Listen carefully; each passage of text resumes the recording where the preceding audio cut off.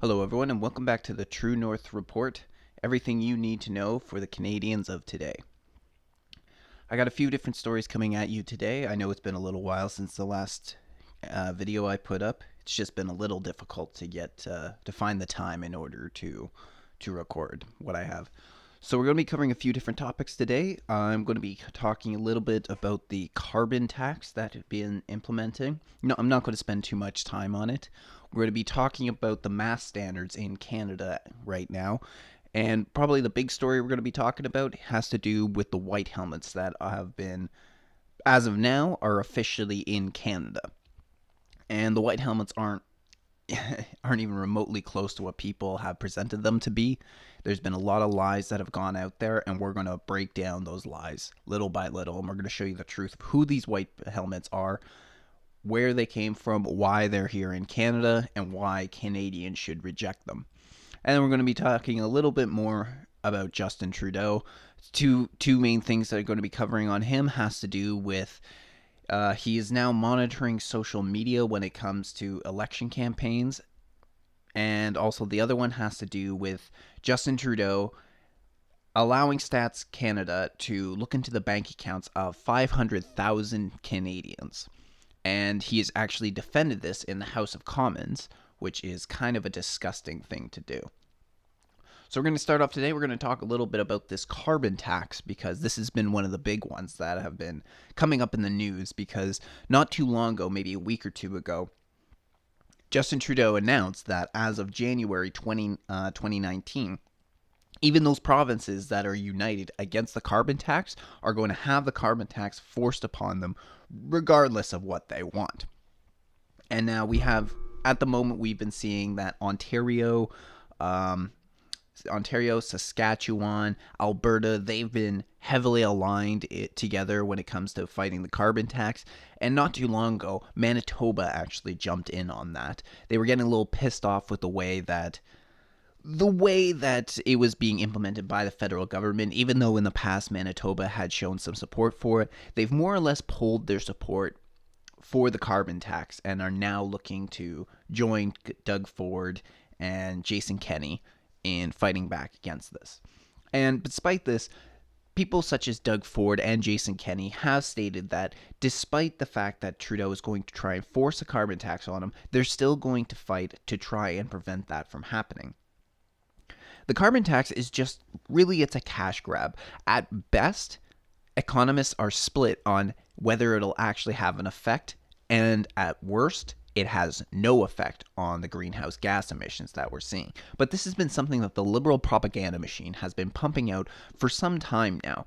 And the main person for the liberal propaganda for the carbon tax has been Catherine McKenna. She's been making the rounds on mainstream media. She's been heavily active on her Twitter. In fact, her Twitter recently has just been littered when it comes to this sort of rhetoric right now. As we can take a quick scroll through, we can... Oh, hold on, let me adjust this for you. As we take a quick scroll through, we can see that most of it at the moment is concerning the carbon tax and talking about the environment. Now, I've already gone on my rants about Catherine McKenna, about how she talks about the environment. She talks about having to do stuff for our children. Yet at the same time, she can't be bothered to actually do anything of her own merit. It seems that the only time you'll actually see her on a bicycle is for a photo op. She's done this time and time again, and some of these are pretty obvious when it comes to photo ops. Like that one that ended up getting her sort of, I won't say got her in trouble, but the one that ended up having people starting the name Climate Barbie, that one was without a doubt a photo op. You could just tell by her outfit that she's using. We'll take a quick look at that photo there, because it's too perfect. And she ended up getting really offended when this came out. Oh, I'm going way back to like last year when we're talking about this. But you really can't deny when you see the side-by-side photo of why people started calling her Climate Barbie, why people ended up calling her that. So we have it right here. So that's the photo that everyone's making reference to, and you just see it. You just see the side by side, the same color bicycle, the same style of outfit. It's just absolutely unbelievable. But the thing that really makes it shows you that it is a photo op. That's all this is right down here.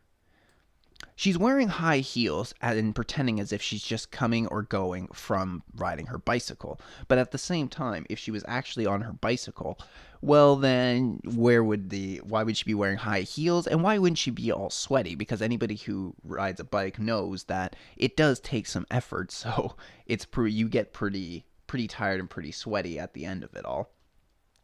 So she's proven herself just to be just that she's all doing it for appearances. At the same time, she can't be bothered to actually do anything different. She's constantly jumping on planes to go talk at conferences around the world, which is unacceptable considering how she could very easily have just Skyped into these calls, into these conferences where she could make her appearance. This happens all the time in every manner of conference.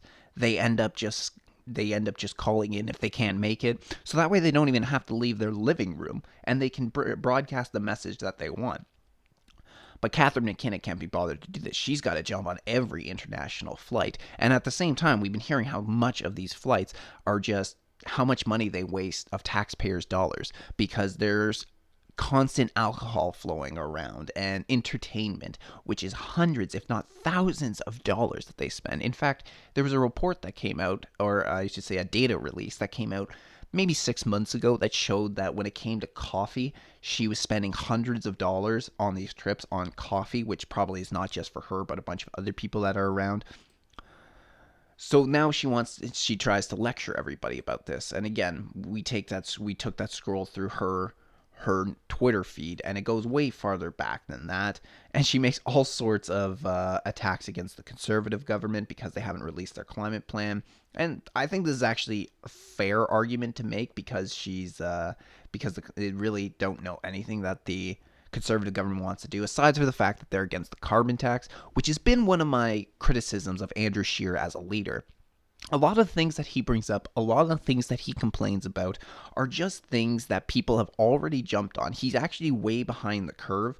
For instance, just recently, he's made an attack against Bill C-75, which is looking to update a lot of the Canadian criminal code, and this is where you'll find things such as terrorism is now having reduced charges against it. It's just not as big a deal to the Trudeau government as it used to be. And this is something that plenty of political activists and YouTubers who fall on the right wing of politics have attacked months and months ago, talking about this. Yet he's just coming on it now. So this is just, Andrew Scheer is very vanilla. He's just nothing special. He doesn't bring anything unique to the whole politics. He's just another standard politician, and I also question his sincerity in a lot of issues, because he's proven himself to be against his own not policies. He's proven himself to go against his own principles. That's the word I'm looking for. Not going to get too much into that right now. We're trying to stay on the idea of the carbon tax, because the carbon tax is going to tax you for trying to fill your car, heat your homes, something that a lot of people can't afford right now, but they're going to do it anyway, because that's the way the Trudeau government operates. It likes to think that it knows best, that you need to listen to it, when it's actually the opposite, when the politicians are supposed to listen to the people. So the Trudeau government, actually Justin Trudeau in general, because he rules it with an iron fist, he doesn't let them go against the status quo. He doesn't let them actually think for themselves. They pretty much everything they ever talk about are scripted to make sure that they don't actually go against what Trudeau wants. He apparently didn't learn much, despite the fact he was raised in a political family, that his grandfather and his father were involved in politics. Didn't seem to matter. He didn't learn that you need to listen to the people. And something I'm going to touch on in just a little bit, it has to do with, despite the election coming up and a lot of people are unsatisfied with Trudeau, he's acting and talking as if he has already won re-election, because you figure that if he was actually worried about re-election, he would start changing the way he operates. But this isn't what has happened. This is not what's happened whatsoever. In fact, right now he seems like he's doing quite the opposite, and that he's going to still force his agenda down on the Canadian people, which is making people worried about whether this means that he's working behind the scenes to rig the election, something that I do think is happening right now. But anyway, the point is that the carbon tax isn't going to change anything. In a lot of places where it's been implemented, it doesn't stop greenhouse gas emissions, such as BC. BC has already brought in its own carbon tax, yet this is still meant that the emissions have gone up.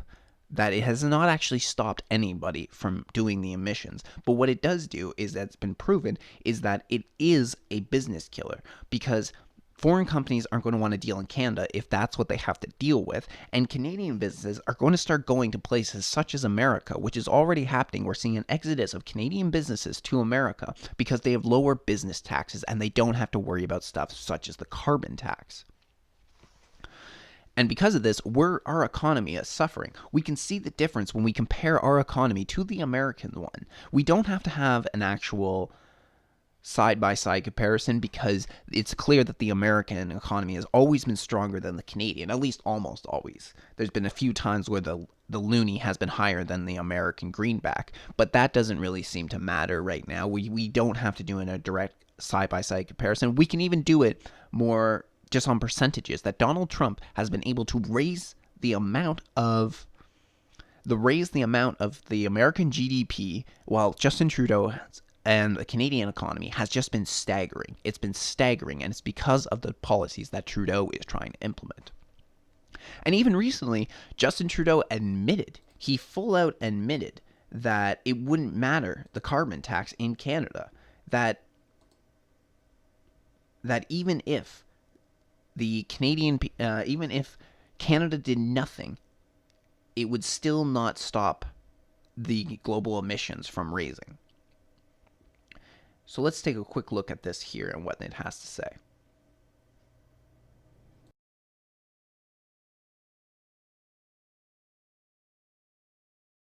Même si le Canada arrêtait tout demain et les autres pays n'avaient pas les solutions, ça ne ferait pas une grosse différence.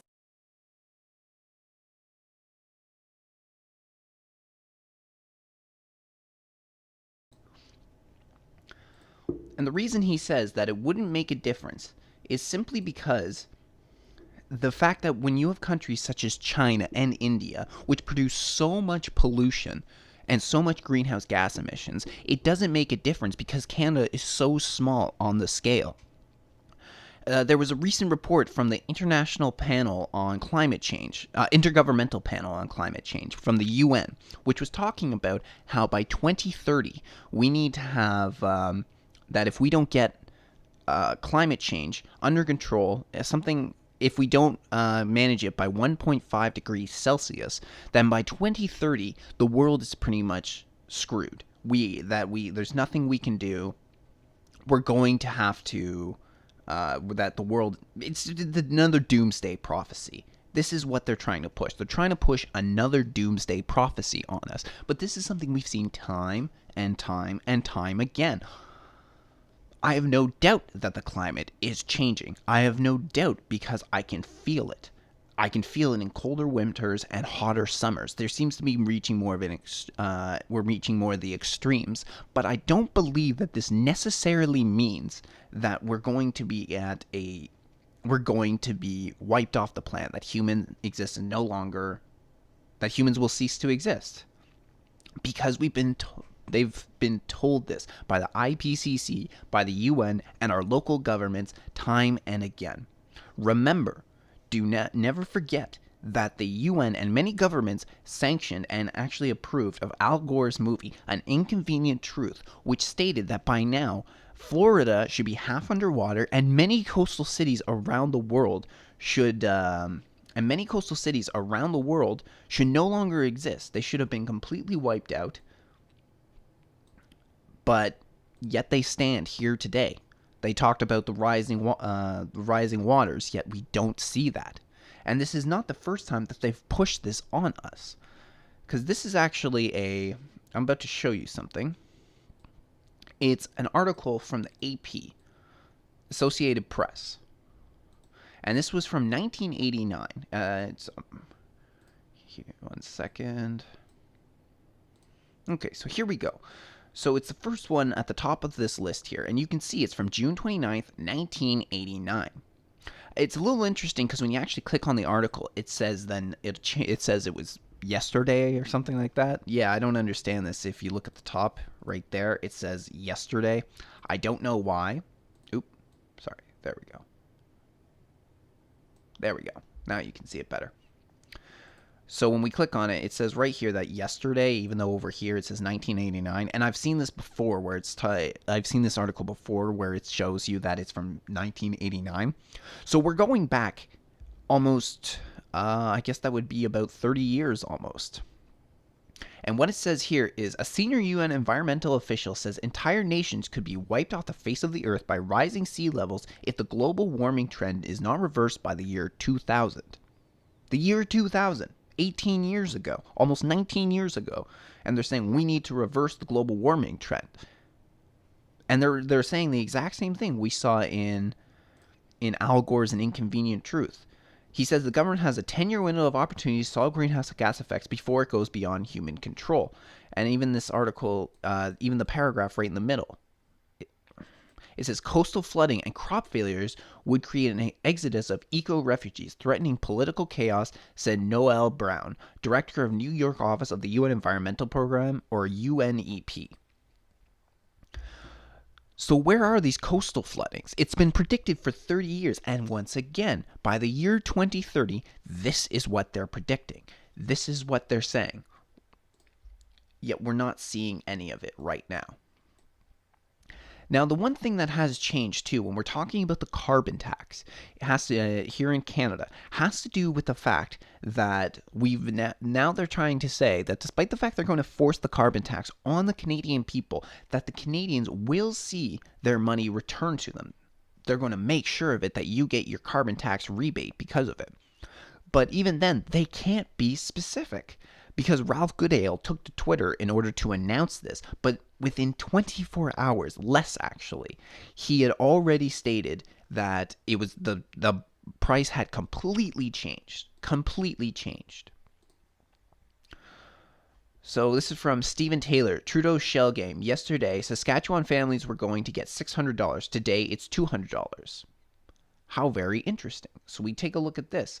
Here, we'll start on the right. So from when it was screen capped, it said 23 hours ago. And it says, Canada's price on pollution puts $609 a year tax-free back into the pockets of Saskatchewan families and fights climate change. The next day, it says, here's the text of an announcement I made yesterday in Regina confirming that the typical Saskatchewan family will be getting a net benefit of $200 next year from a new federal incentive to combat climate change. And that amount will keep growing every year. I see that I did not have it centered properly. Hold on.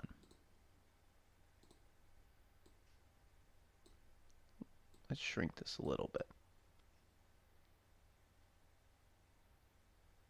All right, so we have this one on the right, as you can see, which is saying $609 a year tax-free. And then right here on the left, it's saying $200 next year. So which one is it, Ralph? Which one is it? Is it going to be $200? Is it going to be $609? Because those are very significant differences that he's trying to push right there.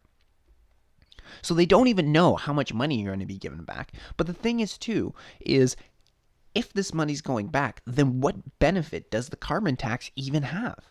What point is it if you're going to tax people just to give them their money back? You're not going to see any money back because plenty of Canadians have taken to Twitter who live in provinces with a carbon tax, such as BC, and even Alberta, under the NDP government, has had a carbon tax implemented. And because of it, they've said that they have pretty much seen no money returned. Nothing. And those who did said it was not even worth it. Like they're trying to, like some people are saying it's something like $60 a year that they've seen. $60, that's it. You're going to put a lot more money into that through the tax. So you just can't believe it when they're talking about the carbon tax whatsoever. Because at the same time, I'm just going to delete this. Because at the same time, they're going to make the average Canadian pay and the small businesses, but they're going to exempt the biggest polluters. They've already made this reference to the oil sands, that the oil sands are going to see exemptions, and now we see from October 30th, 2018. So this was just released today, actually. New Brunswick Power to dodge major carbon taxes after Ottawa proposes looser rules on coal plants. Greenhouse gas bill for Belledune Station could fall to less than $1 per ton after policy change. And right now they're talking about $20 a ton. So this everyone else is going to pay for this, but all the big governments are all the big polluters that are supposed to be responsible for the actual climate changing itself is going to see an exemption. Why is this?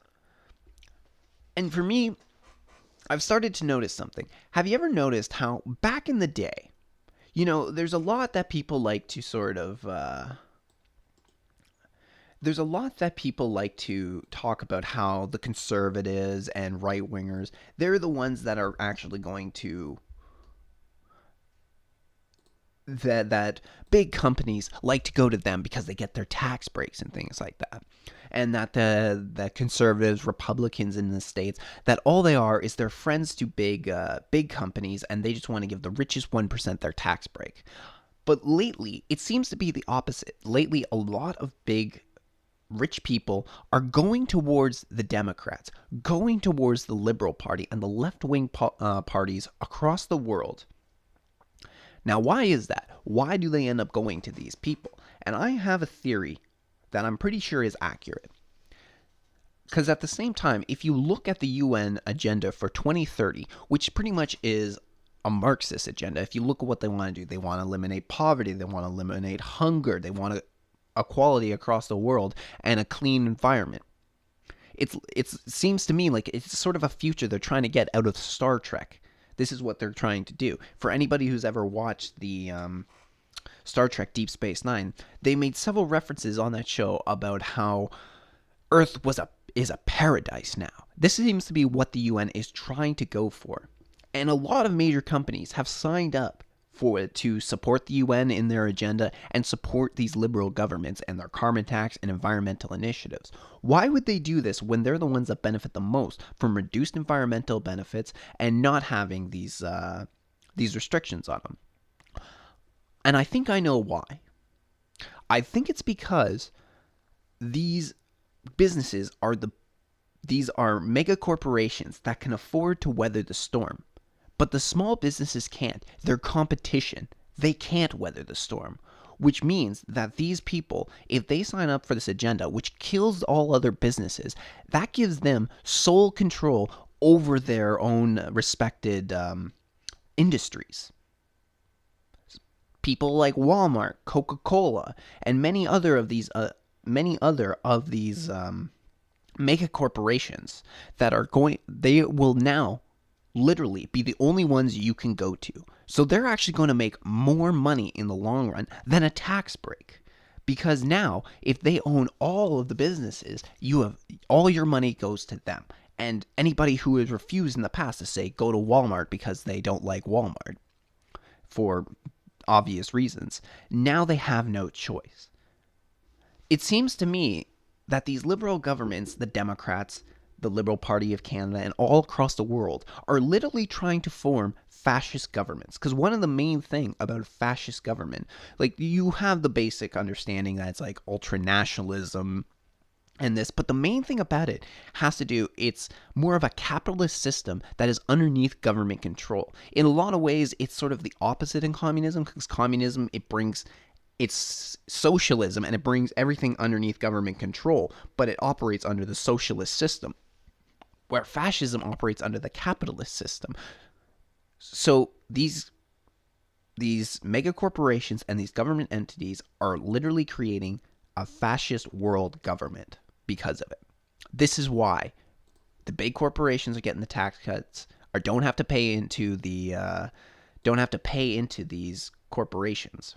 Don't have to pay into things such as the carbon tax because it benefits them, and it'll benefit the liberal government, the democratic government, because these big funders are still going to give to them. Don't forget, one of the richest family in Canada, the Bronfmans, who are pretty much been determined that they are the Rothschilds of the New World. This is how they've been called before, who made billions of dollars in illegal activity and were never, ever, ever gone after by the governments, by the American government, Canadian government, despite the fact they were operating in both countries.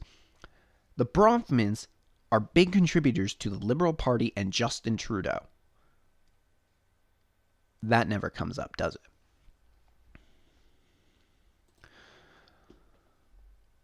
I did spend a little longer on the carbon tax than I wanted to, but let's move on. So recently, we've been starting to see how the white helmets, which are well known for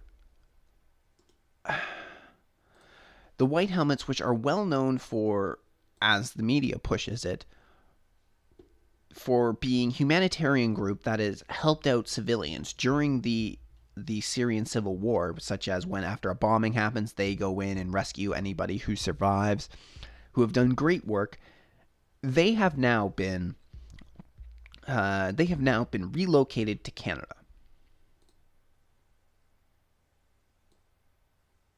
Former Syrian White Helmet rescuers reluctantly resettled embrace their new lives in Canada. CBC News confirms that Canada has accepted 117 former humanitarian volunteers fleeing Syria from October 28th, 2018. So 117 former humanitarians are here. And this is the way that it's been presented, that, they're targeted by the Russians and the Syrian government and they're trying to bomb them. But really, none of that makes sense, especially when we're taking the ideas of the Syrian government, but even Russia. Russia is there at the request of the Syrian government. They're not invading. They're allied with the Syrian government. And when the Syrian war broke out and America and Israel were backing up the rebels and even have troops stationed in Syria and make attacks on Syria, they are the invading force in that one. They were not requested by the Syrian government. They're there against the Syrian government's will. But Russia isn't. Russia is helping out its ally. So why then would Russia or the Syrian government bomb its own people? If we're looking at Bashar al-Assad and the Syrian government, it doesn't make sense because he only will be able to retain power by crushing the rebels. And if you're going to bomb your own people, then you're actually doing the opposite, because more people are going to go and join the rebels and more people are going to fight back against the government. That's not what Bashar al-Assad wants. He wants to have control over his own country like any government does. So bombing them and bombing the people helping them doesn't make sense. But it does make sense if you start looking into the history of the White Helmets, because the White Helmets aren't what they appear to be. The White Helmets have been classified, if you're going to take the Syrian government's point of view from it, they've been classified as a terrorist group. But even more than that, other humanitarian groups have also classified them as terrorist groups. So this is quite interesting. And there's plenty of videos out there and evidence to support otherwise. Here we have a video from the RT, which is showing that the White Helmets were disposing of a beheaded soldier, and you can go out there and you can find articles that show that the White Helmets have actually been helping the Al-Nusra. Al-Nusra, which is an affiliated group of Al-Qaeda, is also an affiliated group of the White Helmets. Al-Nusra is a terrorist group, and there are pictures out there, I will pull up one so you can see, that shows them celebrating victories with these terrorist groups. But first, we're going to take a quick view of this video from RT. Well, video has emerged online from Syria showing a member of the White Helmets rescue group allegedly handing the decapitated bodies of executed Syrian soldiers. You may find the following video distressing. A man can be seen wearing a T-shirt with the White Helmets logo, apparently moving the bodies into a skip. The rescue group has distanced itself from the video. However, its actions have sparked controversy before. Emily Sue joins me now in the studio with more on the story. Emily, you've been... We're not going to get into too much of this, too much of the videos. I don't want to sit here all day and just watch videos with you. And we also have this, which shows the mannequin challenge in a Syrian war zone.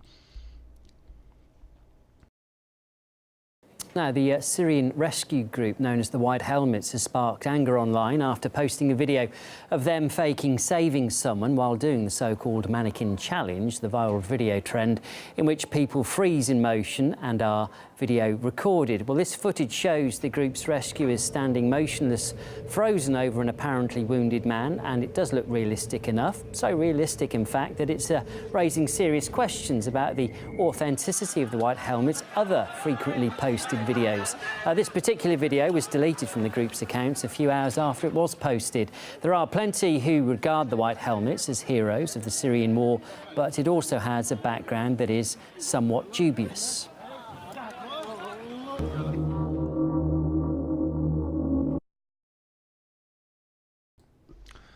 So there are two videos of the White Helmets faking. That video is of the White Helmets faking that they have actually been helping people. And I will admit that I do think that the White Helmets go out and do try and help people. But I think the real reason for that is sort of PR stunt, because they were receiving funding from Western governments such as America for a while, and were also receiving great press from the Western media. So I think everything was just a PR stunt that was going on. And the other thing I want to show you is that this is from an Al Jazeera documentary here. So this is after the White Helmets have been out and they've done their business, helping the people for the day. And then it's showing them back at camp and what they have to deal with, how their living conditions are. If you'll notice that right here that they're actually surrounded at a fireplace, you'll notice in the background right here. What is that? That right there is the ISIS flag on their wall. The ISIS flag on the White Helmets wall. And you can prove this because here's another photo of a kid who ended up, his father ended up getting arrested because he's had a photo taken with the ISIS flag. That is the exact same flag. So why would the White Helmets have the ISIS flag behind them? Why would they have it on their wall unless they had some affiliation with ISIS or supported ISIS in some way? Now, I've heard enough of people talking about how ISIS was created by the CIA and by Mossad, which is the Israeli intelligence group. And I haven't found enough information yet to do that. I actually haven't had the time to look into it. But either way, whether that's true or not, what happened with ISIS in the Middle East is clear. They broke apart what was left of Iraq. They broke apart Syria. And this is part of the reason we have such a gruesome civil war in Syria right now. And the White Helmets have shown affinity for these groups. But that's not all. As we look into it, is a number of these White Helmets have been photographed showing themselves as in violent situations or in with posing with firearms inside of Syria. Now, despite this, I mean, we got this photo down here at the bottom center, which shows a guy with that looks like a zombie knife, which we've been seeing a lot of attacks of those caliber in the UK right now.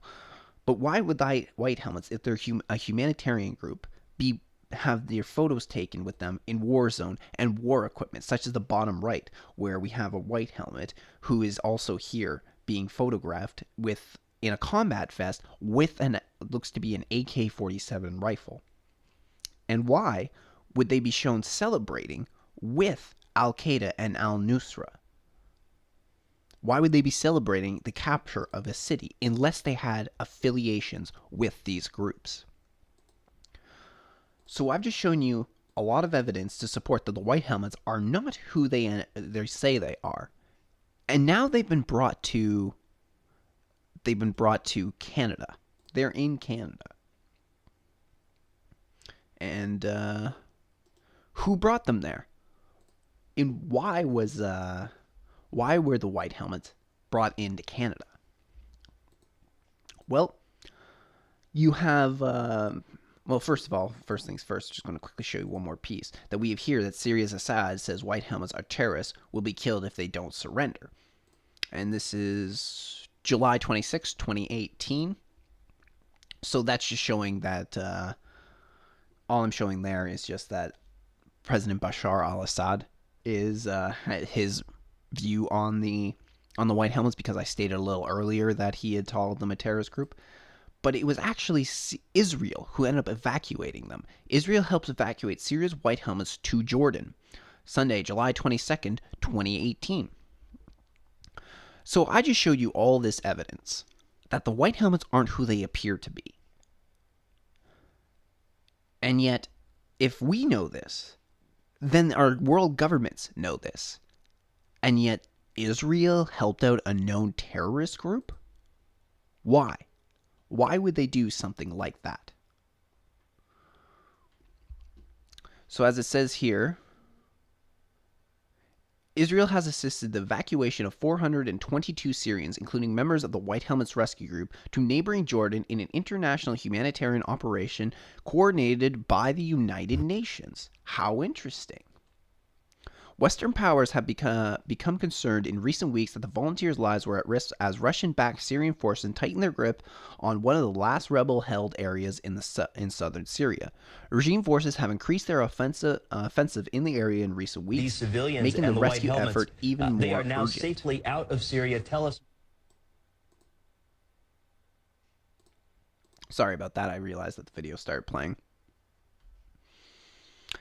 Syrians were transferred to Jordan via Israel at the request of the United States and some European countries. The Israel Defense Force said in a statement after the operation. Israel described the moves as an exceptional humanitarian gesture, adding that it continues to maintain non-interventional policy regarding the Syria conflict.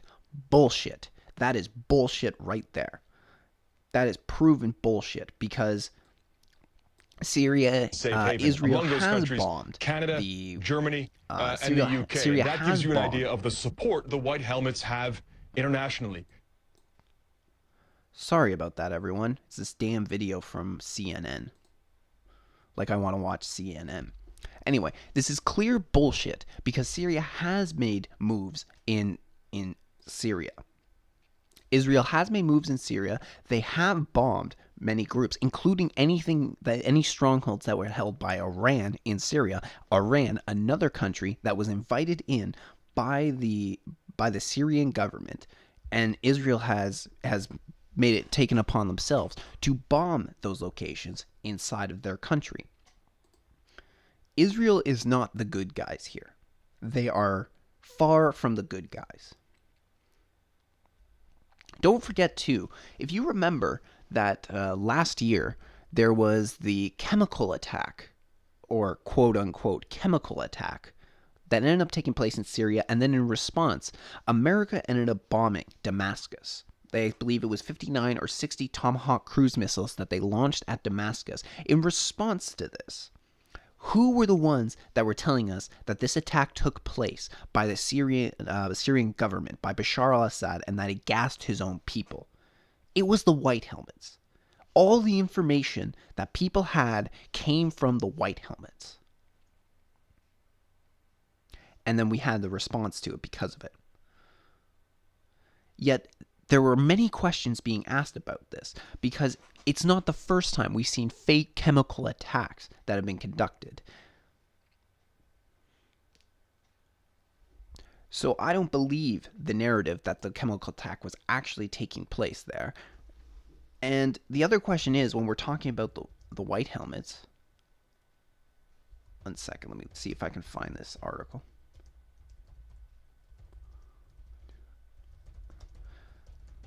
The other question is, why didn't Israel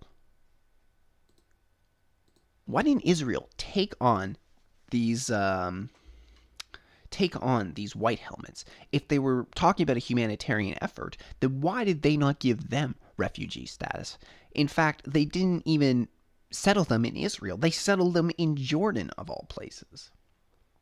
And we can see that several countries have taken on the white helmets themselves. As we look over here, we have the UK agrees to take some of the white helmets evacuated from Syria. We have Canada. We've taken on our share of refugees will be resettled in UK, Canada, and Germany. And I think there might still be some others that are also getting moved out that are going to be resettled in other countries as well. But these were the three main ones: was UK, Canada, and Germany. Well, right now, we look at what's going on in these countries. There are a number of jihadists in these countries right now. A significant number. We see that the attacks in the UK are unprecedented. They've never had this many terrorist attacks in their history, and they've never even had the crime that is coming out from these people that have been resettled in this country. Same goes for Germany. Germany, at the same time, has had countless attacks, rapes, terrorist attacks because of the amount of people they brought in. In fact, in both those situations, it was clear that ISIS members end up slipping in and other terrorists end up slipping in through this mass migration. Now in Canada, well, the Trudeau has just allowed them to come in. No, we need to bring them to Canada. Even if they're not Canadian natives, we need to bring them into Canada. We're seeing that right now. The last time that I did my report, we were talking about ISIS. We were talking about terrorists who had been captured, Canadian terrorists who went over to fight for ISIS and other groups, who were being held by Syrian forces, and then the Canadian government was in talks to bring them back. In fact, one of the guys that they were in talks to bring back, had even been caught playing soccer with a severed head. And then he was saying things like, I've learned my lesson. I want to come back to Canada. Bullshit. These people should be left there to rot. But instead, we're bringing them over. And what has been happening in all these countries, including our own, we've been seeing that we have an increase in crimes, increase in terrorist attacks, terrorist activity because of this. There was an awful story of a Yazidi sex slave who had filed a refugee status with Canada, came to Canada, and was riding the bus one day back in this summer, riding the bus, and she saw one of her sex slave captors. One of her captors was riding the bus too. It just disgusts me. It just absolutely disgusts me.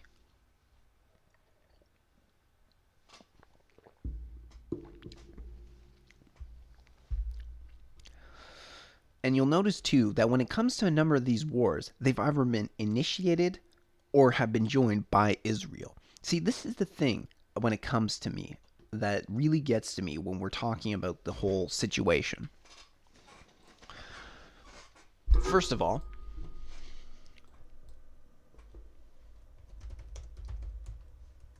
has to do with Israel has been pretty much one of the first countries to actually implement a ethno-national state. That has been very recent.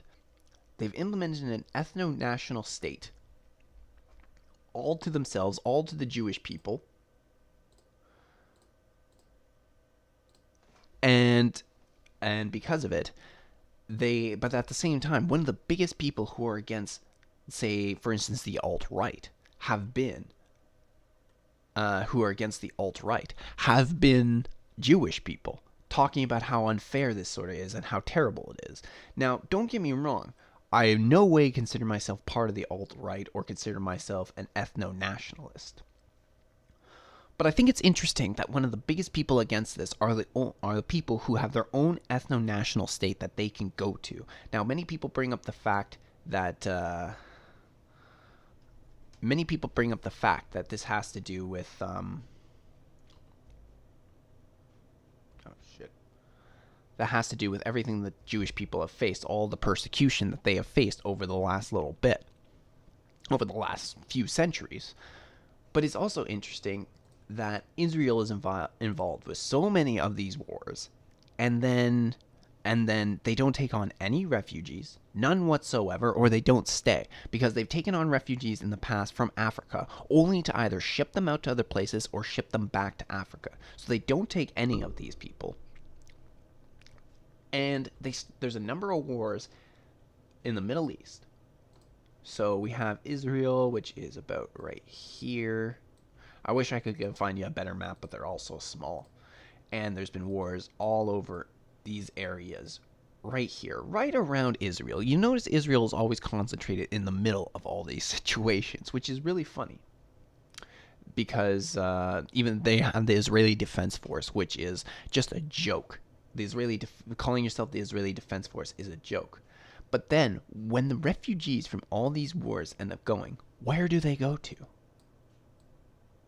Europe. America.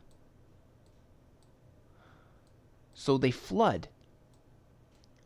They flood all of these countries, Europe, Canada, America, with all of their refugees. And when you bomb the shit out of somebody's country, you know that they're not going to be happy with you. Especially then to get uprooted from their homes to another area. I mean, I'm pretty sure I've said before that on one of these videos I put out is, how happy would you be if you got uprooted from your country and then sent to live in Egypt or Afghanistan or Iraq, even if those were more stable countries? If you got uprooted and brought into a place where you don't know the language, you don't know the customs and the culture, and the laws are completely different, how happy are you going to be? How well integrated are you going to be? Probably not very well. Not very well integrated at all. But this is where they end up going to. So we have problems, especially when it comes to mass migration. We have these problems. And yet, Israel's constantly causing wars with its allies. And as I've been looking more into what is called the Yinin, I believe it's called the Yinin plan, it seems quite obvious to me that this is all being orchestrated. Hold on, let me see if I can find it. If I can find what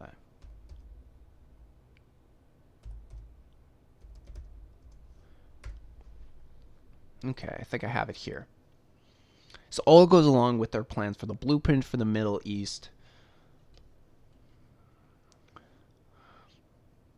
But we look into it, and what are the sort of things that they want to do? Now, first of all,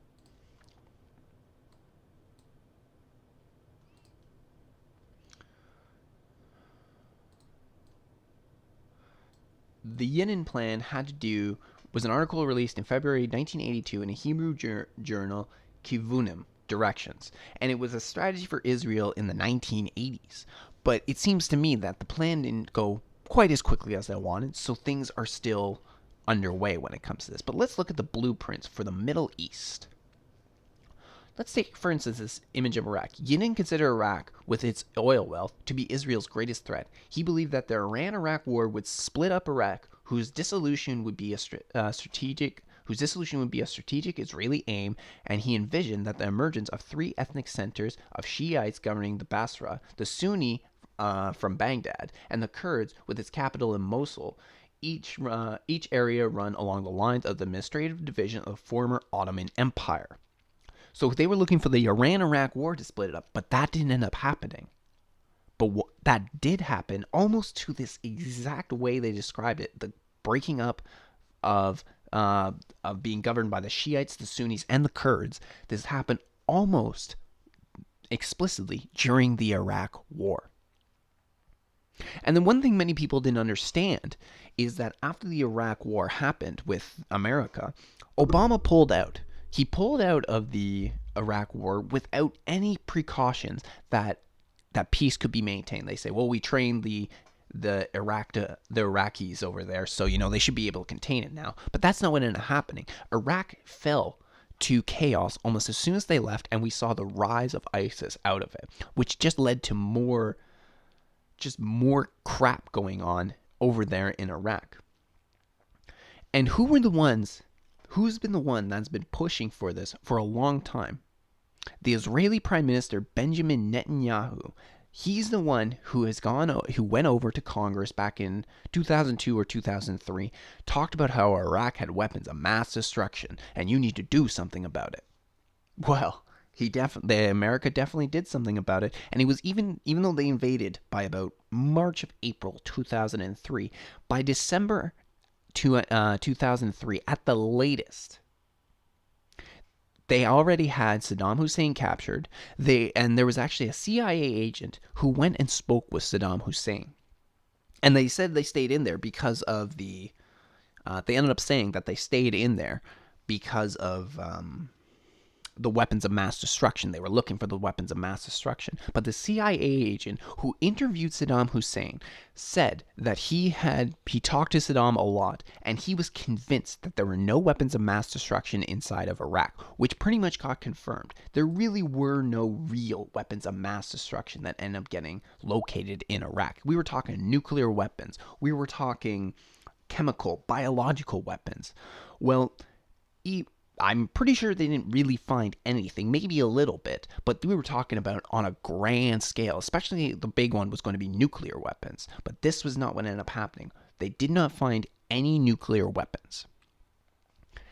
And even though he told this to his superiors, even though he said, I'm convinced that that Iraq does not have weapons of mass destruction, they continued the war. They continued it for another 8 years. It was about 2011 when they finally pulled out underneath President Barack Obama. But even by 2008, 2009, they were still in there. And that was when the worst of the war was really winding down. So that's kind of interesting.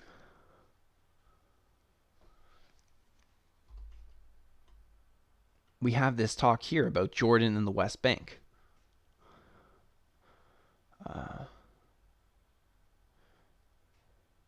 Hold on.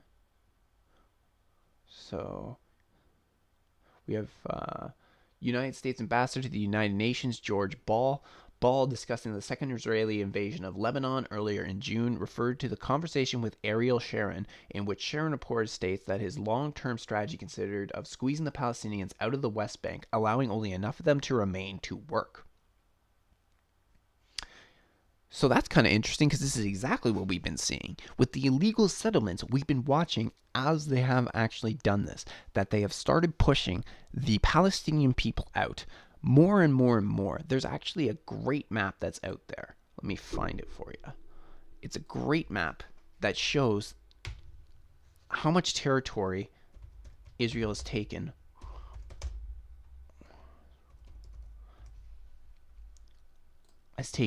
over time. So here we go. Oh, I don't know what happened there. Here I can. One second. I can enlarge this a little bit for you. Okay. So as we take a look through, we can see that the white is representing Israel, the Jewish land, and the green is representing Palestinian land. So here we go. In 1946, we see that most of the area is Palestinian territory, with some Israeli settlements in the mixed in. By 1947, the UN partition plan gave the majority of that area to the Israelis, because we can already see that it looks like Palestine has been taken way out of the equation. So they have the West Bank, they got Gaza, they got and I think up there is roughly the Golan Heights. But then between 1949 and 1967, that is all disappearing. And now, in the year 2000, the West Bank is just patches of Palestinian land. So we have watched as over time, they have the Palestinians have literally had their homes stolen from them. And many people have gone over to talk with the Palestinians to get an understanding of what's going on over there.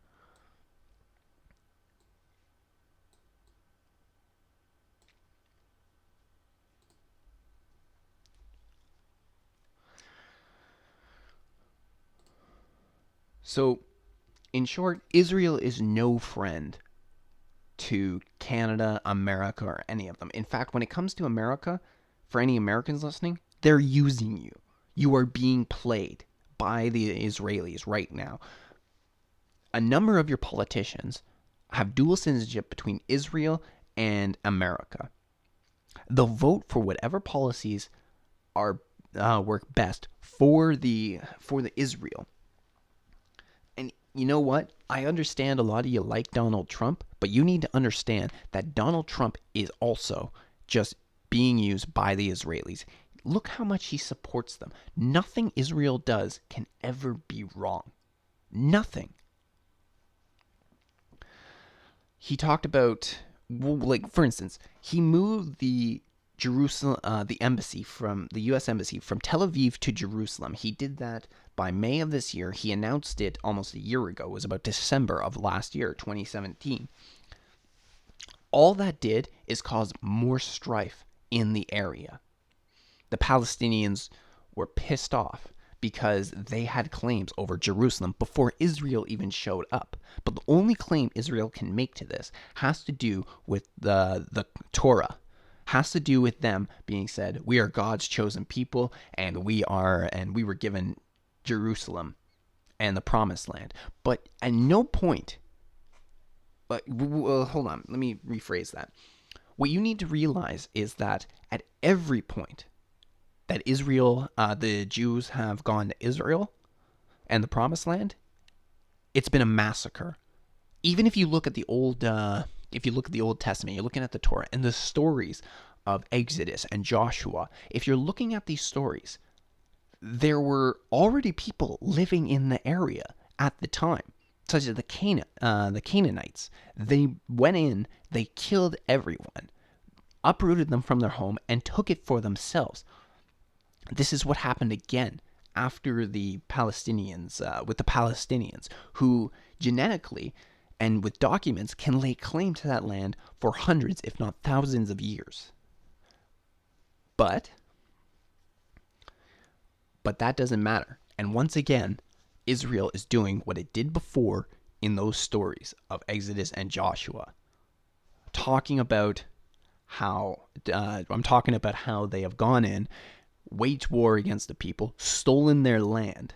And this has been confirmed by many Israeli soldiers who even recently, within the last few years, have come out to talk about how they have gone in, they have taken people's homes, bulldozed them over, and sometimes not even that. Sometimes they go in and they stay there. They stay in their homes for as long as they like, the Israeli Defense Force, inside of the West Bank. And this is why I also have reservations about Andrew Scheer, because Andrew Scheer's policies have also recently been interesting and how they affect Israel. See, the Conservative government of Canada has no problem of coming out and talking about,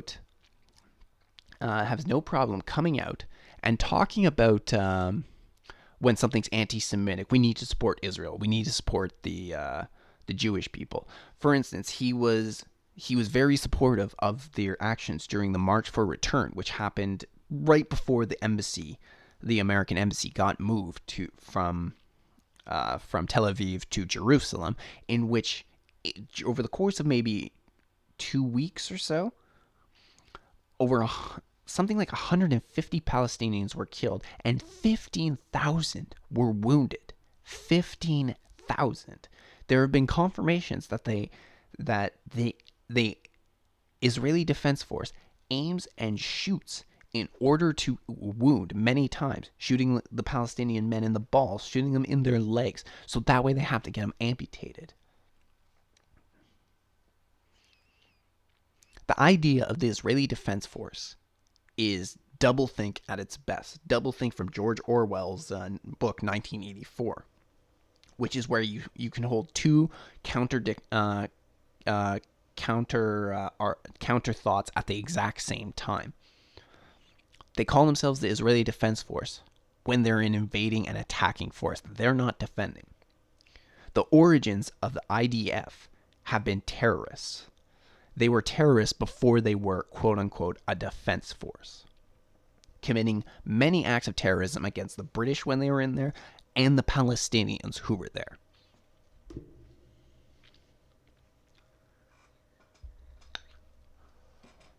All right, just give me 1 sec. I just need a drink real quick.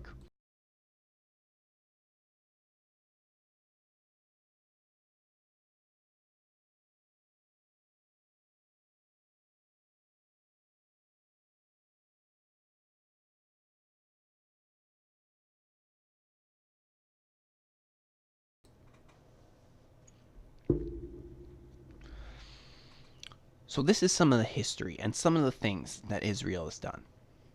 And this is how it goes back to affect what we were talking about a little earlier when it comes to the white helmets. Is because the white helmets have been shipped out from Israel, who claim to be against this idea of who claim to be against terrorism and trying to defend their homes when this is not what's going on. Not even close. And it's a disturbing trend. It's disturbing to see.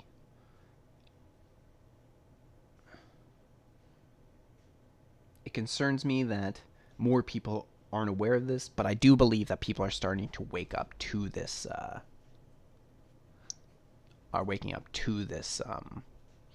This problem.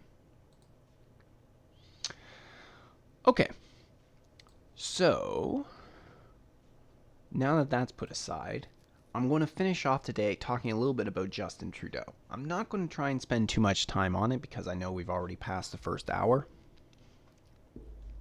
But there are two stories that I wanted to bring up with people.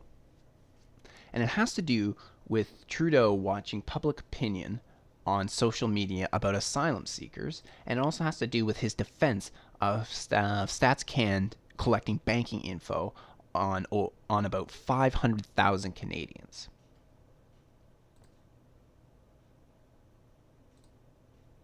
One second. There we go. Video started playing on one of the articles, so I didn't really want to do that. 1 second. I want to look into something too before we continue.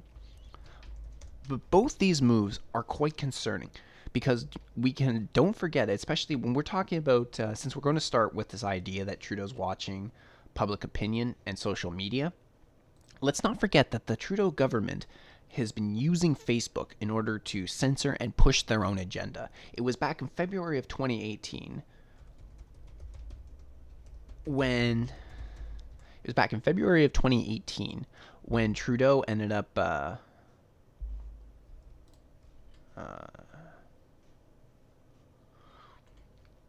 when Trudeau was telling Facebook to get a hold of their fake news problem. Now, my problem with this is what exactly is considered fake news? Because there's plenty of people who are trying to tell you the truth who end up getting classified as fake news. And then recently we found out that Facebook is going to be censoring people. They're going to be censoring people in order to for when it comes to the 2019 election. Sorry, I've been stopping and going a lot just because I've been looking for something specific, and I just found it. But they're going to be monitoring and censoring their platform for the 2019 election. Now, do you really think that a company like Facebook has integrity? A company that has proven to give out the information on 50 million people to different campaigns, because this is what ended up happening with forget the name of the company now, but this ended up coming in, and then we heard about this controversy in the springtime where it turned out that Facebook gave over 50 Cambridge Analytica. And what's interesting about that is that Trudeau has his Liberalist server, which is says to monitor people's monitor the differing ridings to try and figure out which ridings are winning ridings and which ones are losing ridings. But the whistleblower for that also worked on the Liberalist server, so that's kind of interesting. And I don't believe for a second that the Trudeau government isn't just collecting personal data. But as we look over here, come on, from the post-millennium, it says Trudeau closely watching public opinion on asylum seekers, documents show. Documents retrieved using the Access to Information Law show the government is monitoring public opinion on asylum seekers. The federal government has been closely monitoring public reactions to the influx of asylum seekers in Canada, regularly conducting national surveys and measuring discussions on social media. Documents released to the Canadian press under Access to Information Law show department officials receive weekly internal updates on media coverage and public response to issues related to asylum seekers coming irregularly into the country across Canada-US border. The monitoring includes internal polling conducted by the Immigration Department to track public opinion about the asylum seekers. 2 mid-year surveys of 2,000 Canadians conducted by the department in March suggested Canadians were not overly confident about Canada's ability to manage the border at unguarded points of entry and had little sense of obligation about accepting asylum seekers from the United States. Fewer than half of the respondents, 43% in a telephone survey and 35% in an online survey, agreed that Canada is taking appropriate steps to manage irregular border crossings. But now all this is being watched. And I think one of the main reasons is because they're going to try and censor people's opinions. They're going to try, because this is going to be a big one when it comes to Trudeau's government in the next election. And he wants it's going to be a big one that comes up. So I think he's trying to change the perception of the Canadian people and censor those who are really bringing on the worst information that could hurt his government, in order so that way it's not a real big impact. I've already talked before about Trudeau's association with George Soros and the Open Society Foundation, but we also need to talk when discussing the the Global Compact for Migration, which is coming up in the UN. It has been confirmed that by December, I think December 11th, Trudeau is going to sign on for the Compact for Global Migration.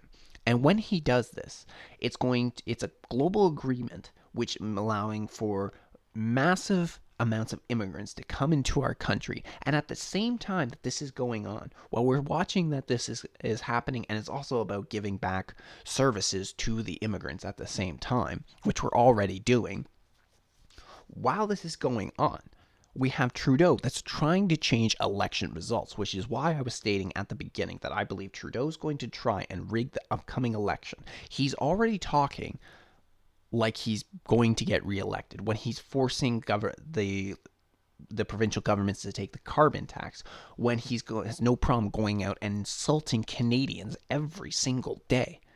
This is what he does. But this would be something that would be detrimental to him.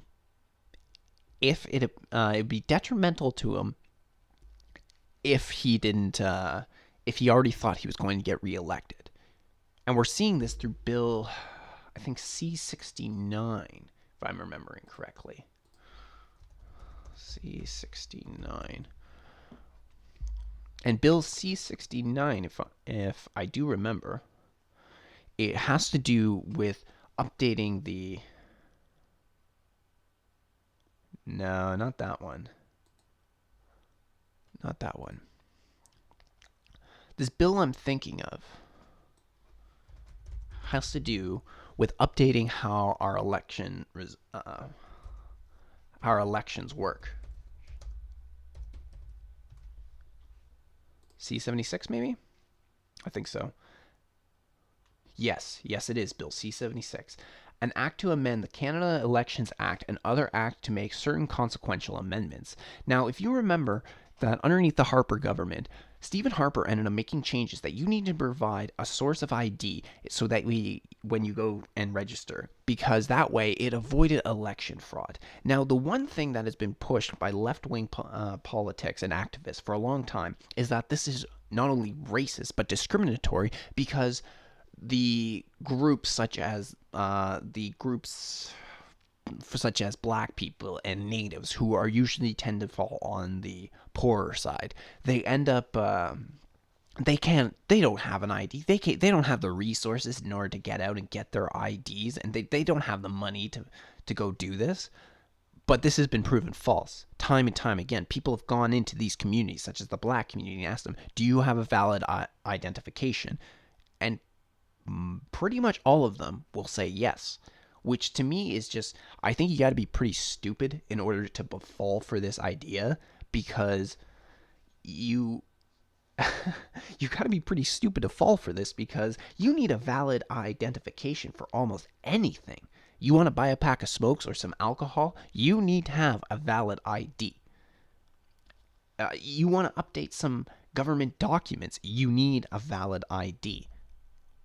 So this whole idea that these groups don't have valid identification is just stupid.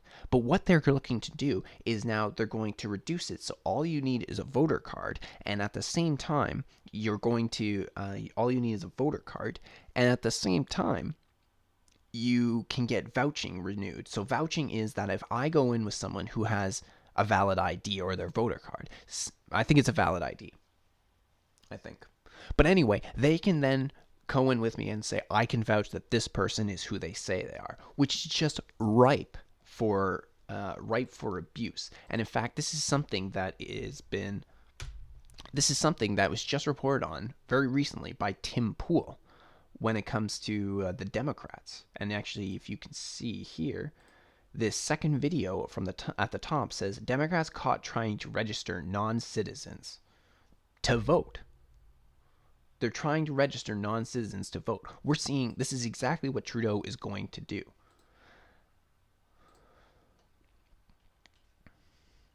And so we were talking about too, this is why I believe Trudeau is acting the way he is. But we have this where he's monitoring public opinion on asylum seekers. But not too long ago, I guess it's actually pushing close to 2 months soon, month and a half or so.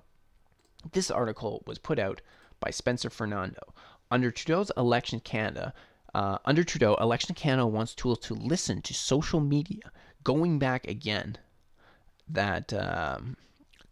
once again, what I was talking about, how he was using Facebook in order to monitor these. To monitor people online and what's going on in the whole, it's fake news business. Damn it. There we go.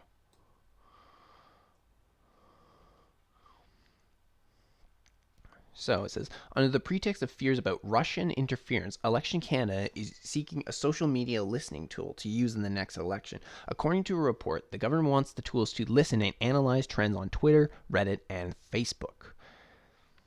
Quote, in a notice of proposed procurement posted on Tuesday morning, the elections agency writes that it needs the new tools to be able to listen in real time to key influencers to identify potential issues that may affect the election early on, as well as to detect, through timely and accurate notifications, potential incidents and trends affecting the integrity of the Canadian electoral events in near real time. The system must also be able to identify and help protect geolocated incidents and monitor specific hashtags, keywords, handles, and accounts.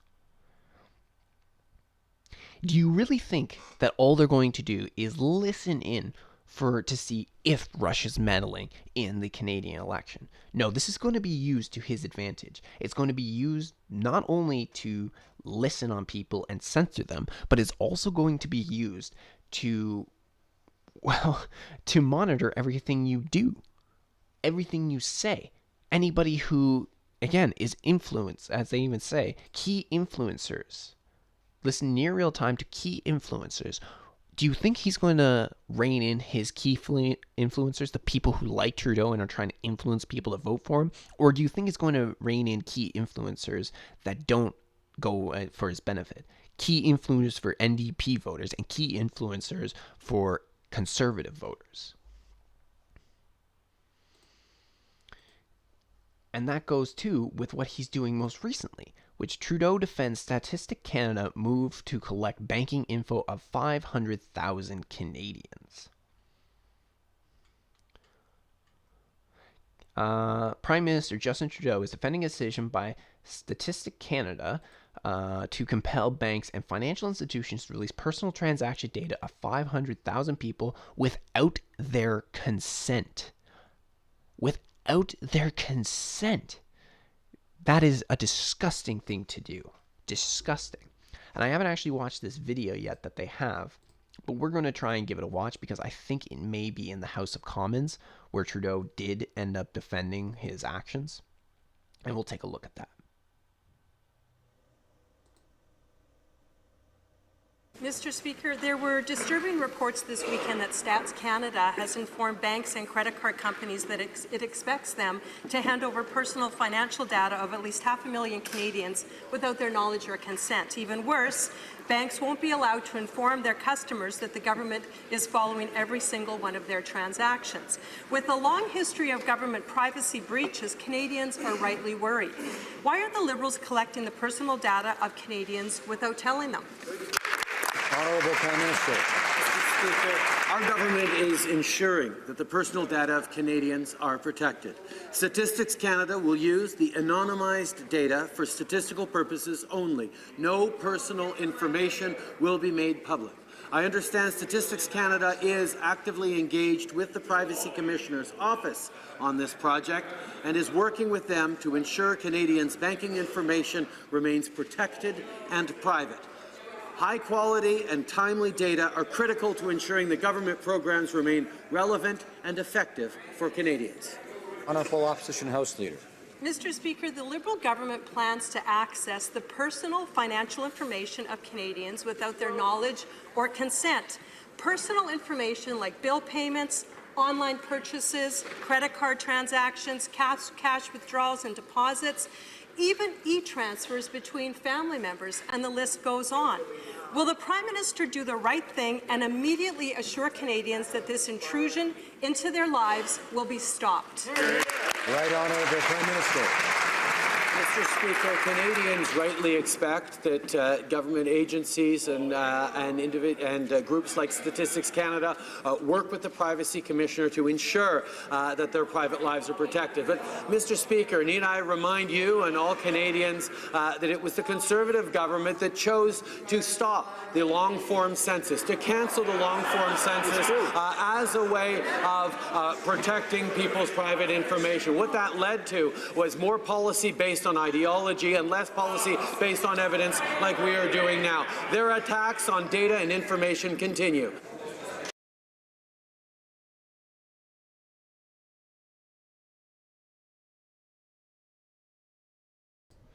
That is your dictator, Canada. That is your dictator right there. And one of the reasons I do believe this is very similar to a dictatorship is because China is doing something very similar. It's from Business Insider, and hold on. I'm going to have to adjust this so you all can see it better.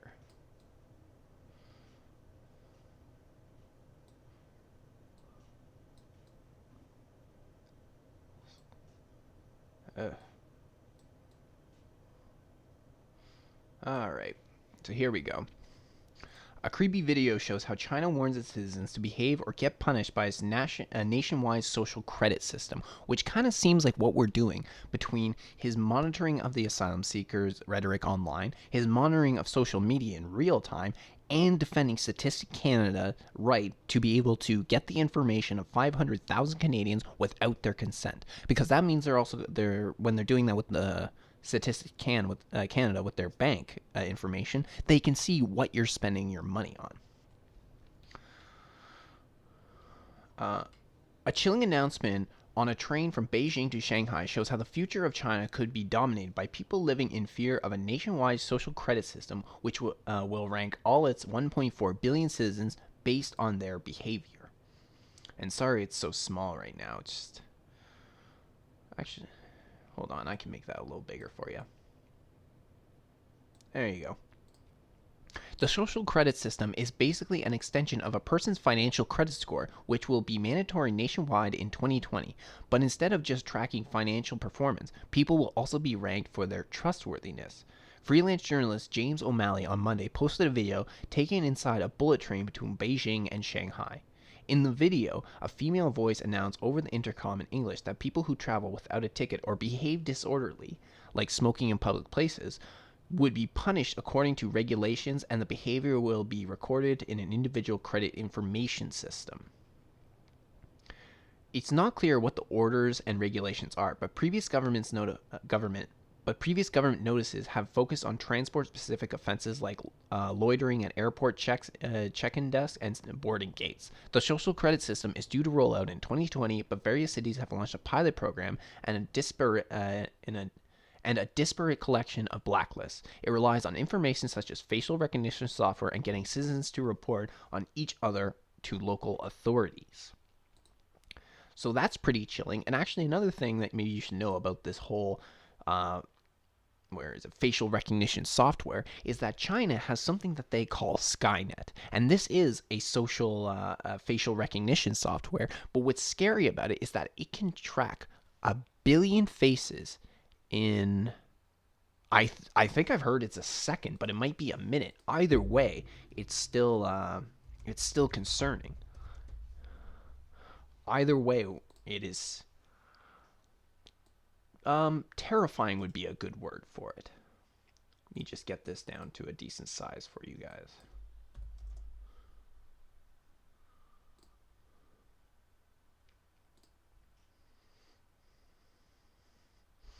Let's see if we can figure it out right here how many people it checks out. But this is sort of the direction that Canada is going. And it's pretty clear to me because Trudeau has always had an affinity for China. He has stated it before, and it's just creepy how much he's trying to make us like China these days.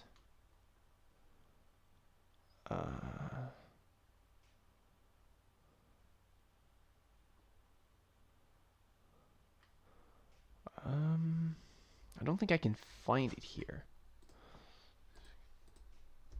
Let's see if I can find something else.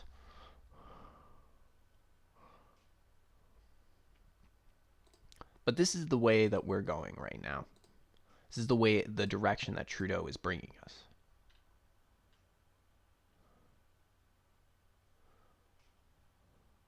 Anyway, I'm having some trouble finding it right now, but either way, whether it happens to be 1 billion faces in 1 second or 1 billion faces in a minute, it's a concerning number, and it is literally Big Brother like. It is literally like from George Orwell's novel, and we're going down that direction. So be prepared, Canada. Be very prepared, especially if Trudeau gets reelected in the 2019 election. So I want to thank you all for joining me on the True North Report today. I hope I gave you information that was valuable and that I could help you guys see some of the problems that we're facing right now, both in our world and in our own country. I'll be back soon with more stories for you, with more important news. In the meantime, have a great day.